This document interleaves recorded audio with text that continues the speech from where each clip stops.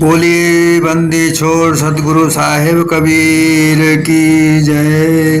संत समाज की जय। भक्त जनों की जय। साहिब बंदगी, साहिब बंदगी, साहिब बंदगी। सतगुरु कबीर बीजक साखी प्रकरण साखी 278। वो तो वैसा ही हुआ, तुम तो हो अयान। वो निर्गुणिया ते गुणवंता, एक ही में मत सान। ये साखी एक निर्णायक परिस्थिति को बताती है।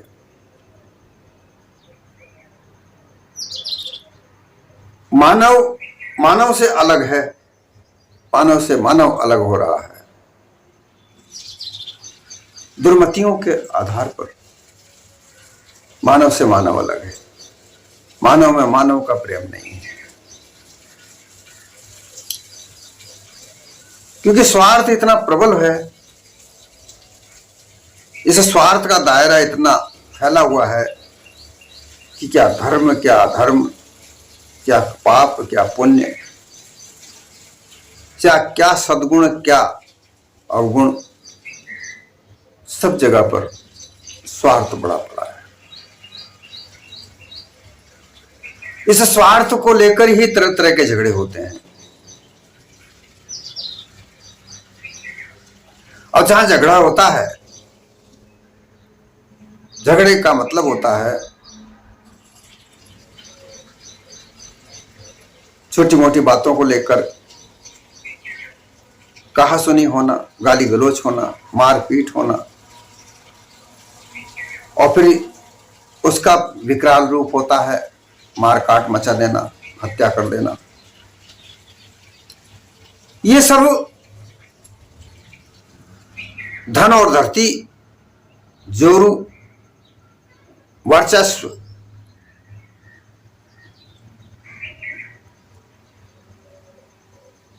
इन सबको लेकर होता है।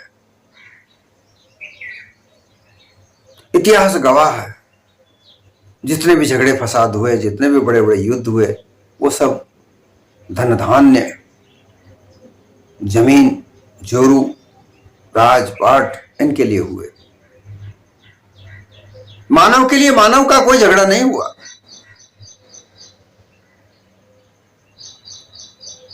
झगड़ा हुआ तो मानव को मानव के लिए खरीद फरोख्त के लिए हुआ। राजा के पास ज्यादा प्रजा होगी तो उतना बड़ा राजा कहलाएगा। राजा को भी तो धन जो कमा के दिया जाता है, जो राजा के पास धन आता है, वो प्रजा से ही तो आता है। एक मानव बहुत बड़े मानव समुदाय पर अपनी हुकूमत चलाए, वो राजा। अब वो उस एक बहुत बड़े समुदाय का कितना ध्यान रखता है, कितना ख्याल रखता है, ये उस राजा पर निर्भर है। वो दमनकारी है या समता के आधार पर वो चलता है। राजा अन्यायी हो जावे, प्रजा को सुख ना प्राप्त हो, प्रजा में हाहाकार मचे, तो प्रजा उलट जाती है। कई राजा ऐसे हुए, उनको प्रजा ने उलटकर मार दिया, खत्म कर दिया। क्योंकि ये प्रजा जो है, इसके अंदर सारी शक्ति निहित है, लेकिन ये प्रजा दबी कुचली कानूनों के बंधन में बंधी होती है।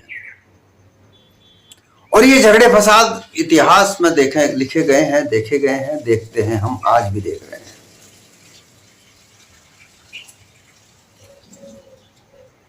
तो इसका निर्णय क्या होता है? बड़े बड़े झगड़े फसाद होते हैं, जब परिस्थितियां सुलझती नहीं है, कानून व्यवस्थाएं बिगड़ जाती हैं, तो फिर विद्वानों को बुलाया जाता है। वो विद्वान आपस में बात करते हैं।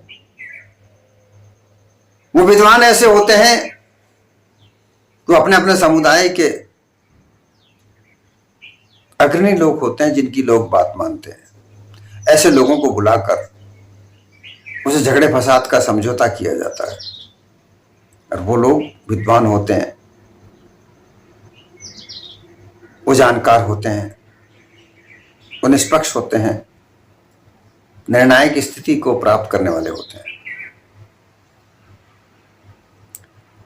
वो दोनों पक्ष के लोग आपस में बैठकर बात करते हैं, एक रास्ता निकालते हैं सुलह का, और फिर वह जो झगड़ा फसाद हुआ होता है वो शांत होता है। ये कारण हजारों साल से चले आ रहे हैं। झगड़े फसाद, लड़ाई झगड़े, युद्ध, ये सब अज्ञानता के कारण हुए हैं। कहीं ना कहीं कोई ना कोई वहां पर लालच है।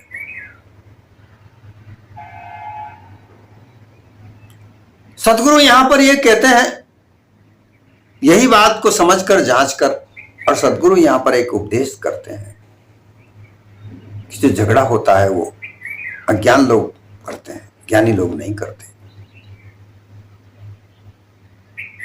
तो जो झगड़ा करने वाले लोग हैं वो तो झगड़े की जड़ है, वो उनका जीवन ही झगड़े में बीता।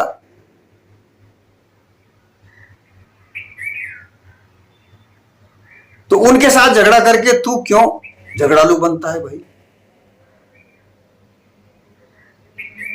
यहां ऐसी परिस्थितियां आती हैं कि लोगों को दबाया कुचला जाता है। तो फिर क्या स्थिति बनती है कि उनके दबाव में आकर वो जो कुछ करें, जो करने दें।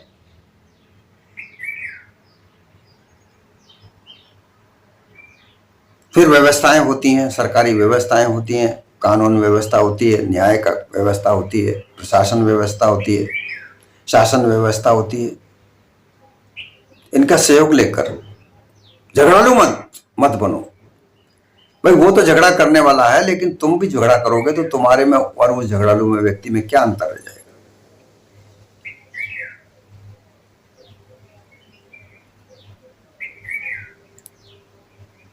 तो यहां ये साखी जो कह रही है वो ये कहती है कि वो तो वैसा ही हुआ। झगड़े फसाद की जड़ आजकल धर्म को लेकर, मतपंथ को लेकर, समुदाय को लेकर, ये कारण और उग्र हो रहे हैं। ऐसी स्थिति में भी बड़ा शांत होना बहुत जरूरी है भाई। वो तो वैसे ही हैं, वो लालची है, लोभी है, क्रोधी है, कामी है, वो तो वैसे ही रहेंगे। उनके आधार पर वो झगड़ा करेंगे ही करेंगे। लेकिन उनके साथ मिलकर हम भी अगर वैसा ही झगड़ा करने लगे तो हमारा और उनका अंतर कहां रहा? वो तो अज्ञान की दशा में है। तुम तो ज्ञानवान हो, तुम ज्ञानी की स्थिति से रखो, ज्ञानी की स्थिति से सोचो समझो, तो निर्णायक स्थिति में पहुंचा जा सकता है।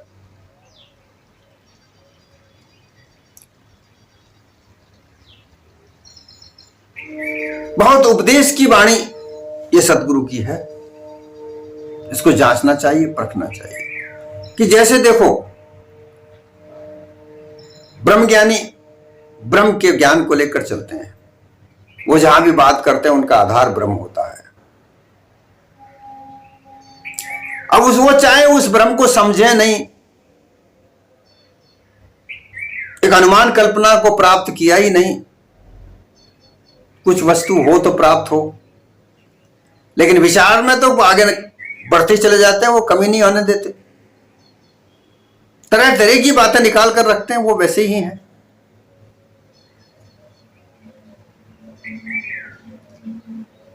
तो हम उनके पीछे क्यों पड़े?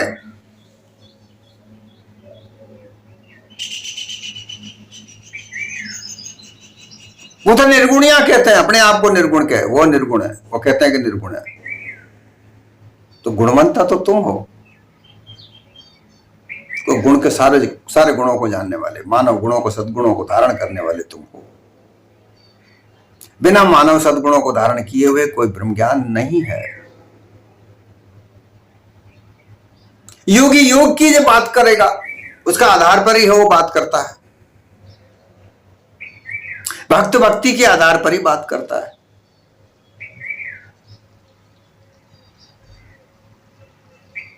उनकी बुद्धि उसी तरह काम करती है जैसा उन्होंने अध्ययन किया है, जैसा उन्होंने गुरु किया है, जैसी उनकी संगत है, जैसा उन्होंने मतपंथ में चलते हैं, वो उसी के आधार पर तो बात करेंगे। उन्हें पारख नहीं है तो वो पारख लाए कहां से लाए पारख? क्योंकि उन्हें पारखी गुरु मिले ही नहीं। जो ब्रह्मज्ञानी अपने आप को कहते हैं तो उनको ब्रह्मवादी गुरु मिले। जो अपने आप को योगी कहते हैं, योगी नाथ कहते हैं, बट तरह तरह की उपाधियां लगाते हैं, उनको जो गुरु मिला वो योगी गुरु मिले। जो भक्त हैं वो तरह तरह की भक्ति करते हैं, भक्तियों का प्रारूप बनाते हैं, वो सब उनके गुरु में भक्त मिले। तो उनके आधार वही हैं जो उन्होंने सीखा है। उससे परेशान होने की तुम्हें क्या आवश्यकता? वो धीरे धीरे जब तुम्हारे वातावरण को देखेंगे, तुम्हारे आचरण को देखेंगे, तुम्हारी रहनी गहनी को देखेंगे और तुम्हारी सहजता को देखेंगे, तो धीरे धीरे वो तुम्हारे पर अवश्य तुमसे मिलेंगे। तुम्हारी संगत का असर उन पर अवश्य होगा, लेकिन तुम उनकी संगत का असर मत होने दो। यहां ये बात आती है कि उनके साथ संगत अवश्य करो। भाई कहीं संगत हुई, किसी ने सत्संग का आयोजन किया, वहां सभी आए, तो वहां ब्रह्मज्ञानी भी आएगा, योगी भी आएंगे, भगत भी आएंगे, तुम भी जाओगे, तुम पारखी हो। उनके साथ बैठकर सत्संग करो, चर्चा करो, वार्ता करो, कोशिश करो तुम्हारी बात को समझाने की। नहीं समझते हैं तो कोई बात नहीं, ना सही। उस बात को लेकर किसी से झगड़ा मत करो, वो तो वैसे ही है, क्योंकि उनका वातावरण वैसा ही मिला, उनको संगति वैसी मिली। सत्संग कहां मिली उन्हें?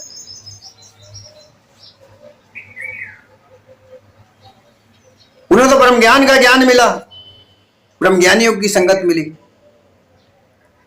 उन्हें तो योगियों का ज्ञान मिला, योगियों की संगत मिली। उन्हें तो भक्तों का संगत मिला, भक्त की भक्ति मिली। तो वो तो वही आधार, उन्हें आधार कहां, कैसे मिल सकती है?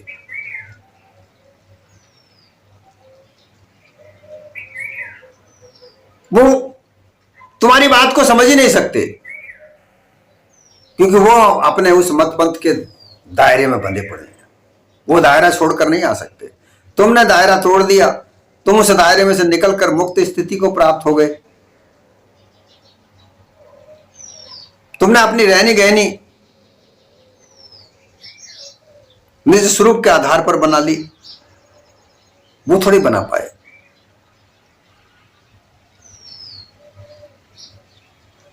वो बना भी नहीं सकते,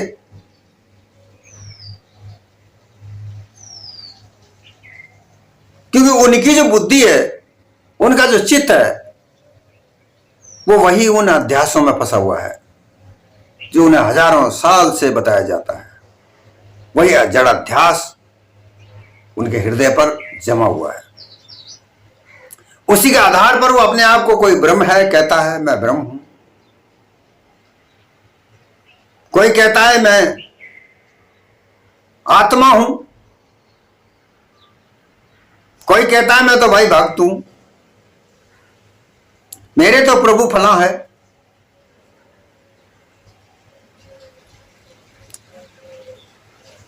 अपने से अलग किसी को मानकर चलने वाले लोग अपना निज बोध कैसे समझेंगे? नहीं समझ पाएंगे।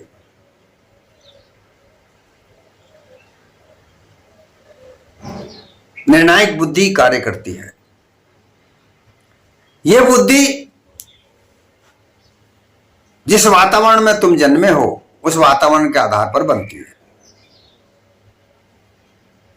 हर व्यक्ति की यही एक बात है कि जिस जगह पर वो जन्म लेता है, जिस कुटुंब परिवार में, जिस कुल में वो जन्म लेता है, उसी कुल परिवार कुटुंब के आधार पर उसकी बुद्धि का निर्माण होता है। वही आधार होता है वो वातावरण जहां उसका जन्म होता है, जिस आधार पर, जिस वातावरण में वो रहता है। अब ये जाति पाति ऊंच नीच जो भी कुछ है, जो सब वातावरण के आधार पर उसके दिमाग में, उसके दिल दिमाग में जमी रहती है, वही अध्यास उसके दिमाग में जमा रहता है और वो उसी के आधार पर अपनी बुद्धि को बनाता है। वही बुद्धि कार्य करती है,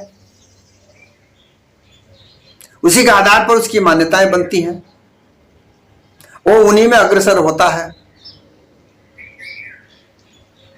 उसे और वातावरण मिलता ही नहीं है। वो यही जानते हैं कि 3 गुण हैं और 3 गुणों का जो ब्रह्मा रजोगुण का अग्रदाता है, विष्णु सतोगुण है और शिव तमोगुण है। ब्रह्मा रचना करता है, ये सारा संसार उसने पैदा किया है। विष्णु उनका पालन करता है और शिव उनका संहार करता है। तरह तरह की जो भी मानव जाति बनाई है, सब ब्रह्मा ने बनाई है और उनका पालन पोषण विष्णु करता है और उसके लिए तरह तरह के अवतारों को धारण करता है और संहार करने वाला शिव है। 3 गुणों के आधार पर ये प्रतिनिधि बना दिए गए, जबकि हर मानव में 3 गुण अपने अपनी जगह पर कार्य करते हैं। ब्रह्मा भी एक व्यक्ति था, इस संसार में था, उसके माता पिता थे, उसका कुटुंब परिवार था। उसने तीनों गुणों का कार्य किया। ये नहीं कि वो रजोगुणी था, उसने केवल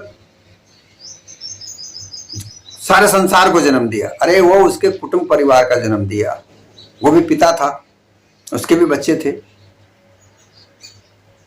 विष्णु भी एक व्यक्ति था,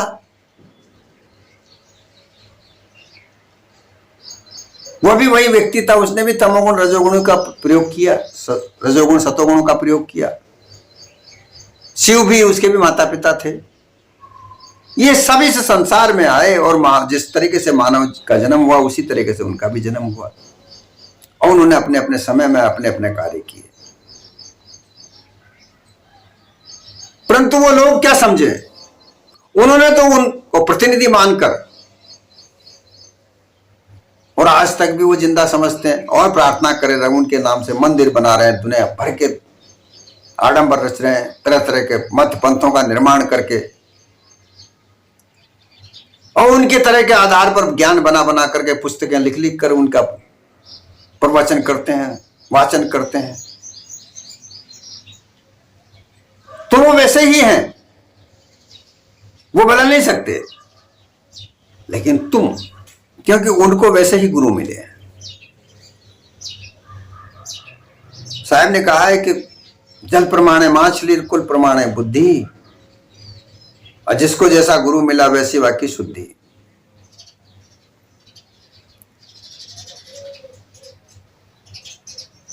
क्योंकि जहां पर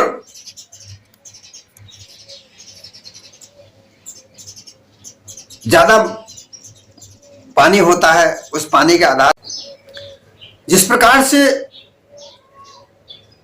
पानी की गहराई को देखकर हम मछली का प्रमाण लगा सकते हैं कि यहां ऐसी मछली होंगी, उसी तरीका से कुल के आधार पर उसकी बुद्धि का निर्माण होता है।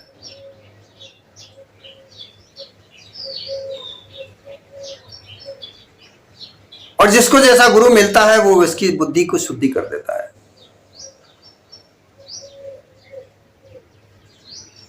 तो परिवार से निकलकर व्यक्ति आया, धन कमाया, अपना वर्चस्व बनाया, साम्राज्य बनाया, परिवार बनाया, लेकिन जब मोक्ष प्राप्त करने की ओर अग्रसर हुआ, योगी भक्त ब्रह्मज्ञानियों के चक्कर में फंसा। वहां उनको गुरु मानकर गुरु प्रपंचियों के जंजाल में फंसा, वाणी जाल में फंसा। वाणी जाल में फंसकर जैसा जैसा जिसको गुरु मिला वैसा ही उनको गुरु का ज्ञान प्राप्त हुआ। अब ब्रह्म ज्ञान के सिद्धांत 5 प्रकार के हैं, वहां अलग अलग मत चलते हैं और उन मतों में भी अलग अलग संप्रदाय चलती हैं। ब्रह्म ज्ञान के हजारों प्रकार की संप्रदाय मत चल रहे हैं। अब किस जगह वो शिष्य बनता है उसे वहीं की ज्ञान मिलेगा। वो ब्रह्म ज्ञानियों में भी एकता नहीं होती, वहीं दुर्मति फंसी पड़ी है। जैसा जैसा जिसका गुरु मुझे मिलता है उसको वैसा ही आधार पर उसको ज्ञान प्राप्त होता है।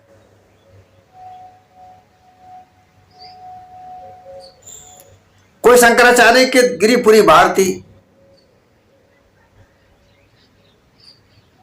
जो 10 नाम कहलाते हैं, वहां उन गुरुओं में बना गिरिपुरी भारती, वन अरण्य पर्वत सागर सरस्वती, इनके अलग अलग मत पंथ हैं। 4 मठों से 12 मठ हो गए, पता नहीं कितने कितने मठ, उपमठ, संप्रदाय, उप संप्रदाय। जिसकी जहां पहुंच हुई वहां पर वो शिष्य हो गए और वहां की वही जो मान्यताएं बनी हुई हैं, जिस मठ की मान्यता बनी हुई है, जिस उपमठ की मान्यताएं बनी हुई हैं, जिस मर्यादा वहां पे बनी हुई है, उन मर्यादाओं में, उन मान्यताओं में वो चलकर वो शिष्य बनता है और उन्हीं के आधार पर वो अपना जीवन बनाता है। अब एक दूसरे के वो ब्रह्मज्ञानी या एक दूसरे तकरार करते हैं।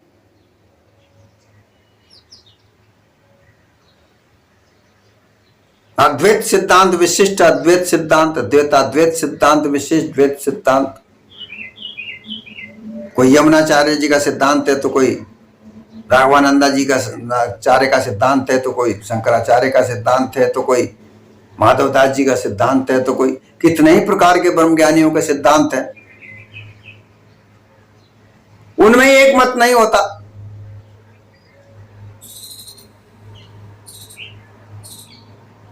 इसी प्रकार से योगियों के अलग अलग मत पंथ हैं।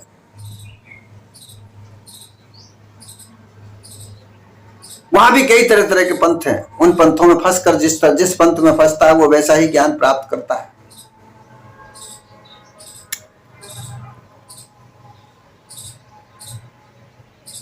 कोई मांस मछली शराब का सेवन करते हैं, कोई नहीं करते, कोई अघोरी शव का ही मांस खा जाते हैं, कोई मलमूत्र का ही सेवन कर लेते हैं, कोई तंत्र मंत्र यंत्र में फंसते हैं, तरह तरह के अनुष्ठान करते हैं। कई तरह के मत पंथ अलग अलग हैं। जैसे जिस गुरु के चक्कर में आए, चंगुल में आए, वो उनका शिष्य बने तो वो वैसा ही चलना पड़ता है, क्योंकि फिर वो बंधन हो गया।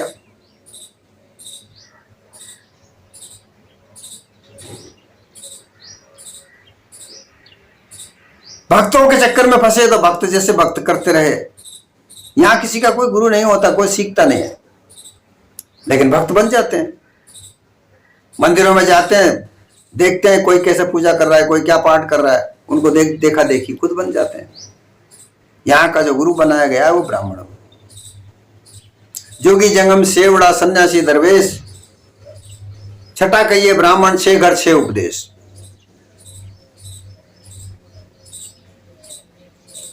अब जोगी यानी कि योगी 12 प्रकार के योगी हैं, 10 सन्यासी हैं।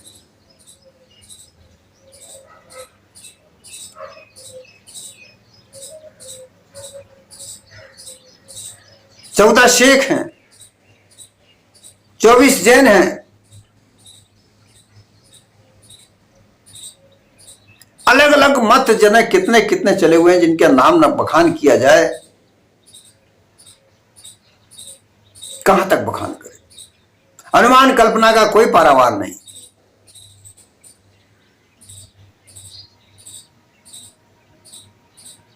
इसलिए कहना मुश्किल है कि सत्य क्या है, सत्य कहां पर, किस जगह पर है, कोई नहीं। वहां सब असत्य असत्य अनुमान कल्पना के आधार पर जो भी चल रहे हैं।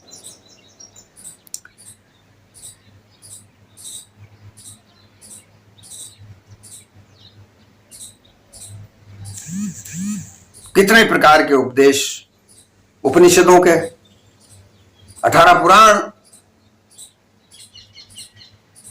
रामायण, गीता, भागवत, कितने प्रकार के शास्त्र, इनके सब के अलग अलग मान्यताएं,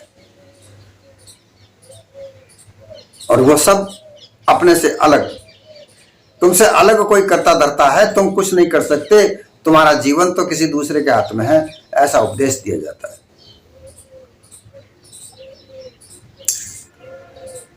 और फिर आता जीवन जीने का सहारा, तो उसमें कई तरह की मान्यताओं को बना करके वो जीवन में के साथ जोड़ दी जाती है। जिस प्रकार से 4 नीतियों को बताया जाता है, धर्म के साथ जोड़कर बात करते हैं लोग, साम दाम दंड भेद, जबकि ये धर्म नीति नहीं है। ये एक सामाजिक नीति है जो समाज में रहकर लोग अपने अपनाते हैं। राजाओं की नीति हुआ करती थी कि राजा अपने राज्य को बढ़ाने के लिए, किसी दूसरे राजा के भेद को जानने के लिए क्या क्या तरीके अपनाते थे। साम का तात्पर्य होता था समझ लेकर, जानकर, समझकर उस राज्य की क्या स्थिति है। दाम वहां के किसी व्यक्ति को अपने कब्जे में करके उसे दाम देकर। दंड वहां के किसी मंत्री को, सैनिक को पकड़कर कब्जे में कर यातना देकर सही राज उगलवाते थे। भेद, गुप्तचरों से भेद लेकर, साम का तात्पर्य बातचीत करके। ये सब नीतियां सामाजिक हैं, राजनीतिक हैं, लेकिन इनमें कहीं भी धार्मिकता नहीं है।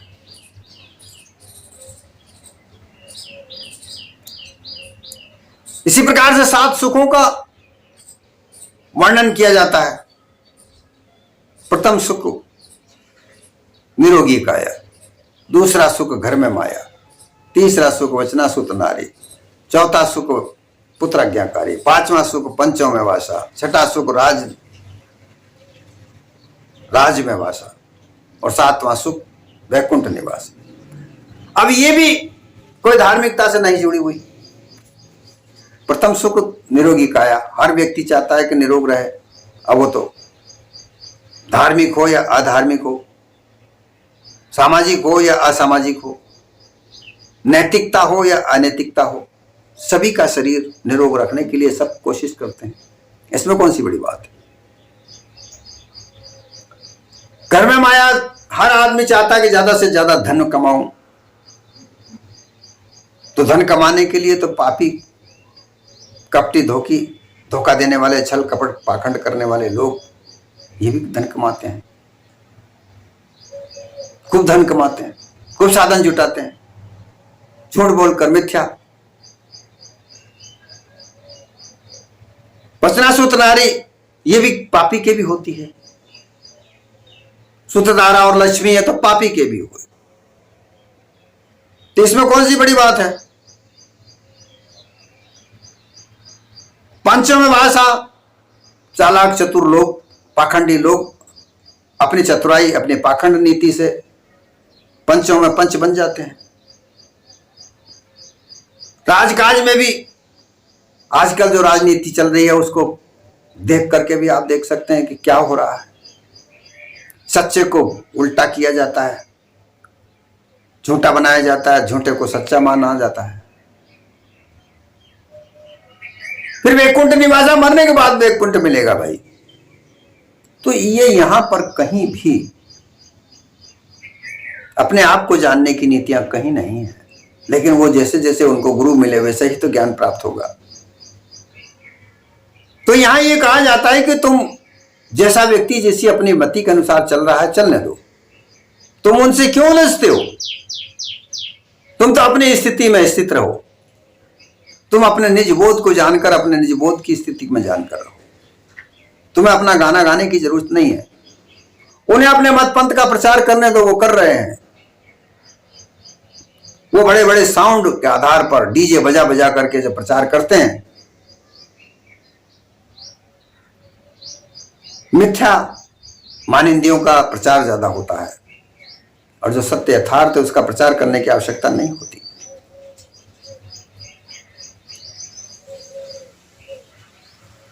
तो वो निर्गुणिया,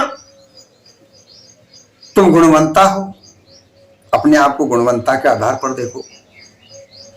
गुणवंता और निर्गुणिया दोनों में अगर एक मिल जाएंगे तो फिर क्या रहा। इसलिए अपने आप को अलग रखो।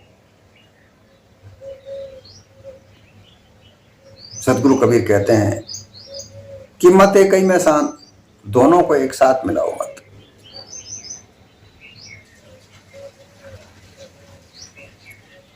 दिन भर गेहूं पीने कचरा कचरा अलग किया और गेहूं गेहूं अलग किए, फिर शाम को दोनों एक में मिला दिए जाएं, क्या स्थिति होगी? उसका कोई मतलब नहीं रहा।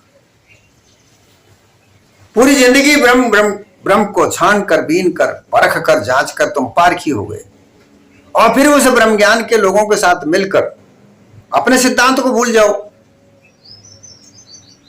फिर क्या रहा? इसलिए उनको अपनी स्थिति में रहने दो, तुम अपनी स्थिति में रहो, सबके साथ हिल मिल कर रहो। ये संसार हिल मिल कर रहने के लिए है, क्योंकि संसार से अलग जाओगे कहां? बड़ी भयंकर बात कही जाती है कि संसार सागर से पार उतारने वाला गुरु। भाई पार उतार कर ले जाएंगे कहां? लोगों ने कहते सातवें आसमान से कबीर साहब आएंगे और वो ले जाएंगे अपने जीवो। अनुमान कल्पना की भी हद होती है। हजारों साल से इस अनुमान कल्पना के ज्ञान में लोग उलझ रहे हैं, और कबीर पंथ के कहलाने वाले लोग भी उसी में उलझाने लगे। फिर क्या मतलब रहा? साहिब के सिद्धांतकार हुए अनुमान कल्पना वाले ज्ञान का, फिर उसमें मतलब क्या रहा? अगर सदगुरु कबीर का ये सिद्धांत है कि वो सातवें आसमान पर विराजते हैं, वो कबीर परमात्मा है, और वो अपने जीवों को लेने के लिए यहाँ आसमान से धरती पर आते हैं, तो उसमें और ये ईश्वरवादी विचारधारा में क्या अंतर रहा?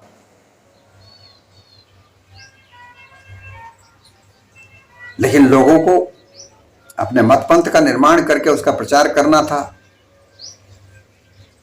जैसे और लोगों ने झूठ बोलकर अपनी मान्यताएं बनाई, ऐसे ये झूठ बोलकर मान्यताएं बना रहे हैं।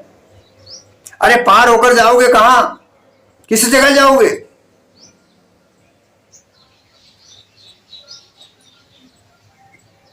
नर तुम पार होए कहां जय हो, आगे ठोर ठिकाना कछु नहीं, कहां मुकाम पाए हो।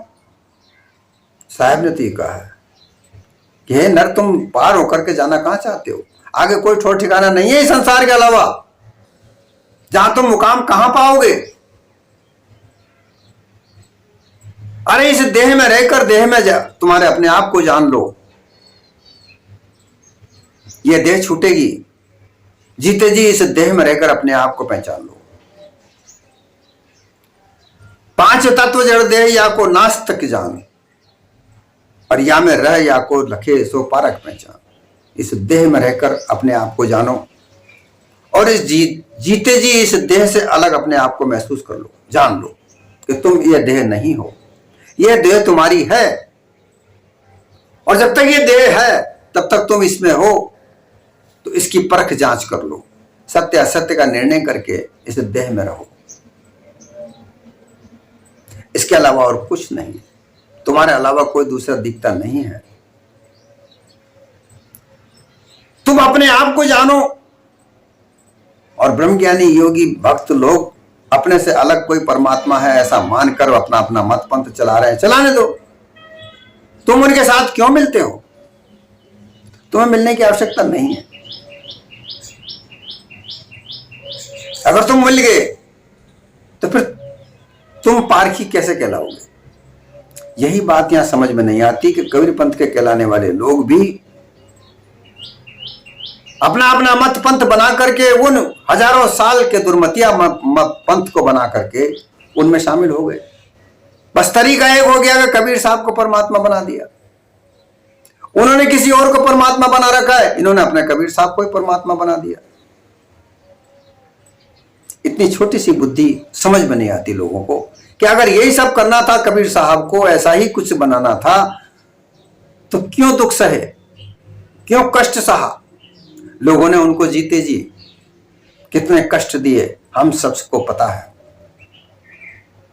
लेकिन वो अपने अपने दृढ़ विचार पर अटल रहे।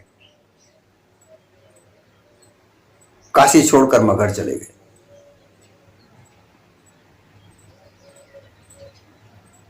लेकिन जो लोग अनुमान कल्पना के आधार पर कबीर के विचार को अपनाते हैं, बनाते हैं, वो दुर्मतिया लोग, उनकी मति भ्रम है, क्योंकि उन्हें वैसा गुरु ही नहीं मिला।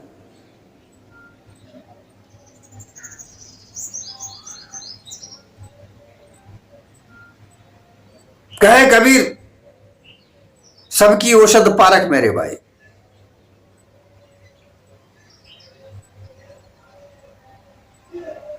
ऐसी भूल जगमाई ताते जीव मिथ्या में जाए।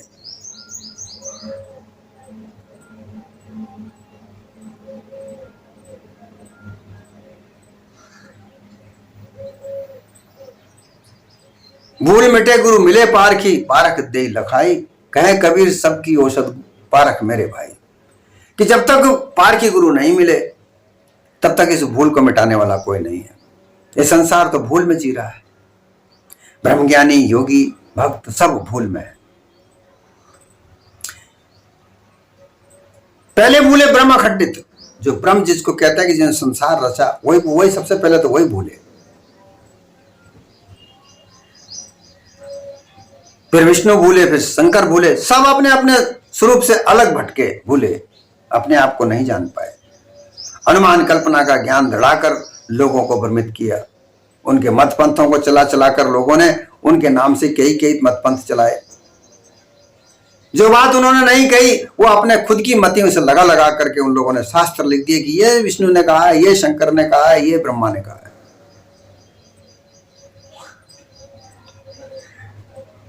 बोराई हुई मति से के लोग